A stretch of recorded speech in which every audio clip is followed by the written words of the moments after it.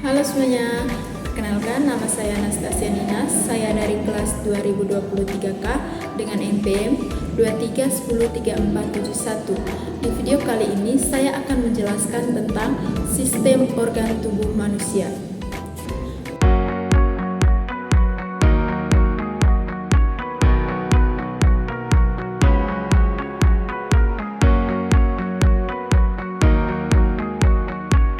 Yang pertama, sistem pernapasan.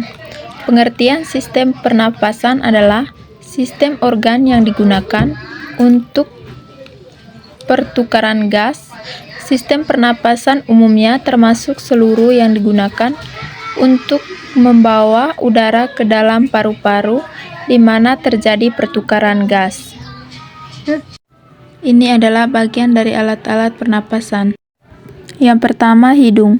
Rongga hidung termasuk alat pernapasan pada manusia paling luar dan merupakan alat pernapasan paling awal. Udara keluar masuk melalui rongga hidung. Rongga hidung selalu lembab karena adanya selaput lendir. Di dalam rongga hidung juga terdapat rambut-rambut pendek dan halus. Selaput lendir dan rambut-rambut halus ini berfungsi menyaring debu dan kotoran yang masuk bersama udara.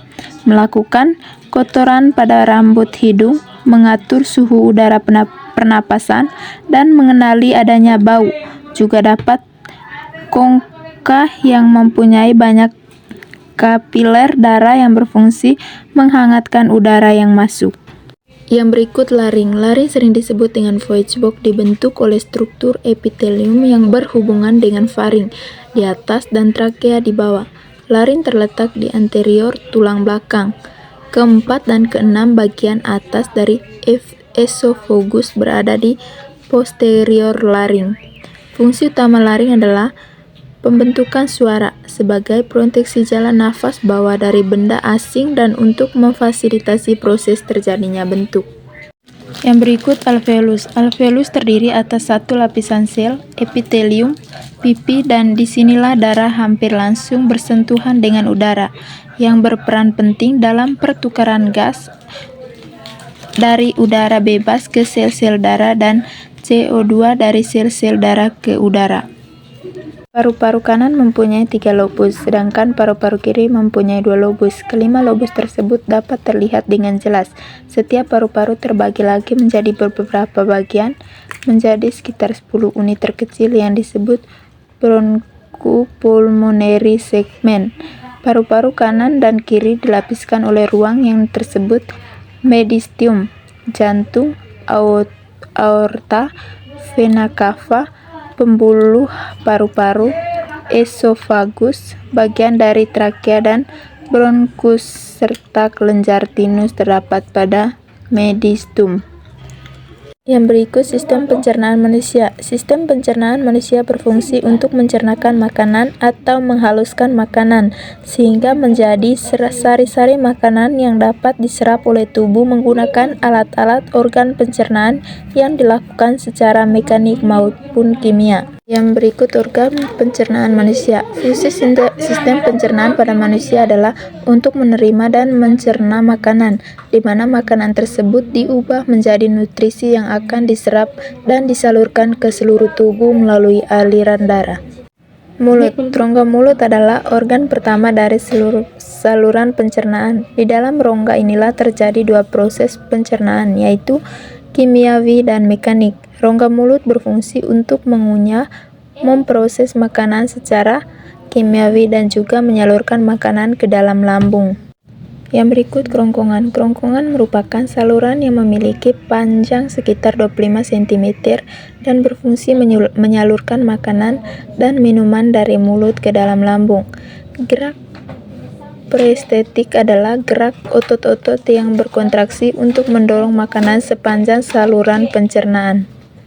Berikut lambung. Fungsi lambung secara kimiawi adalah mengubah zat makanan makro menjadi mikro agar mudah diserap tubuh. Di lambung terdapat enzim, depsin, renin, dan asam lambung. Yang berikut usus halus. Fungsi usus halus yaitu memproses makanan secara kimiawi dengan melibatkan enzim dan melakukan penyerapan sari-sari makanan.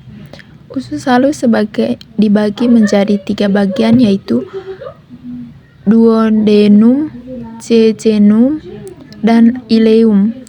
Enzim yang terlibat dalam pencernaan di usus halus yaitu melatase, sukrase, laktase. Yang berikut anus. Proses pengeluaran sisa-sisa makanan yang sudah tidak diperlukan melalui organ anus. Anus adalah jalan pembuangan sisa makanan yang tidak terpakai oleh tubuh dan gas-gas yang berbau tersebut disebut tinja. Yang berikut sistem peredaran darah. Sistem peredaran darah pada manusia. Sistem peredaran darah berfungsi untuk mengedarkan makanan ke seluruh tubuh. Zat makanan berguna untuk pertumbuhan, mengganti sel-sel yang rusak, dan untuk beraktivitas.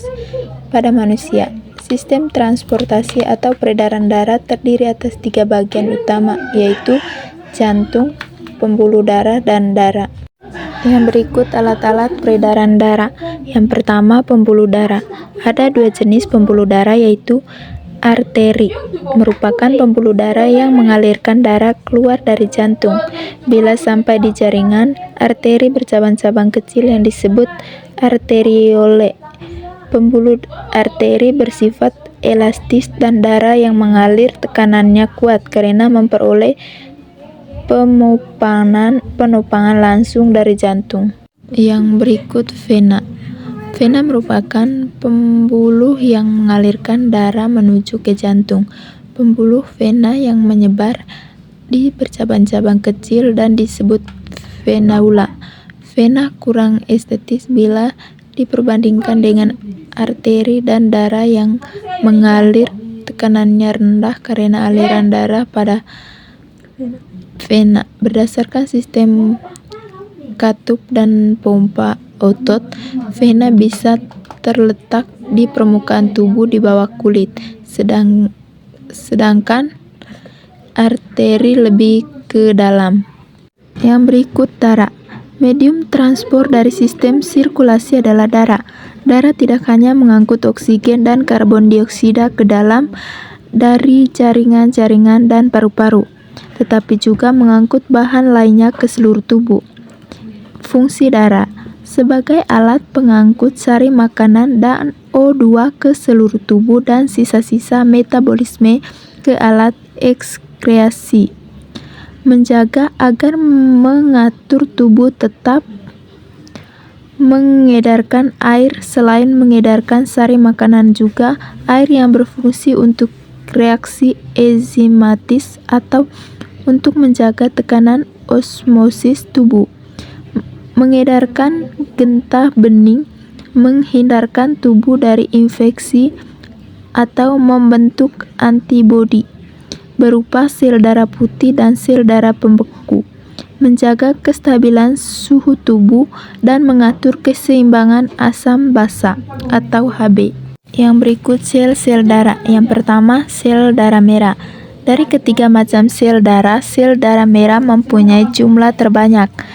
Pada wanita normal mempunyai kira-kira 4,5 juta sel darah merah dalam setiap milimeter persegi darah. Sedangkan pada laki-laki normal sekitar 5 juta sel dari darah merah setiap milimeter persegi. Yang berikut sel darah putih atau leukosit. Sel darah putih mempunyai satu inti sel dan berbentuk tidak tetap. Fungsi umum dari sel darah putih adalah melindungi tubuh dari infeksi.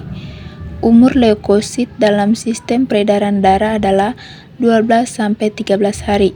Berdasarkan granula yang dikandung sitoplasma, sel darah putih dapat dibedakan menjadi sel darah putih bergranula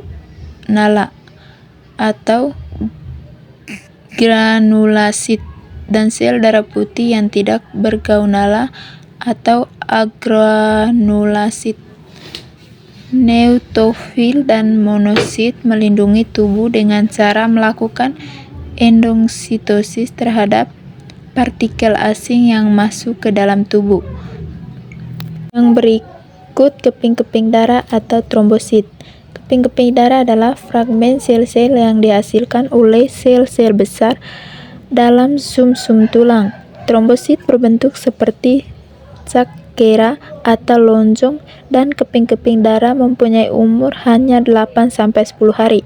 Secara normal, dalam setiap milimeter persegi darah terdapat 150.000 sampai 400.000 keping-keping darah. Trombosit memiliki peranan dalam pembentukan darah. Materi yang saya jelaskan semoga bermanfaat bagi teman-teman. Sekian dan terima kasih.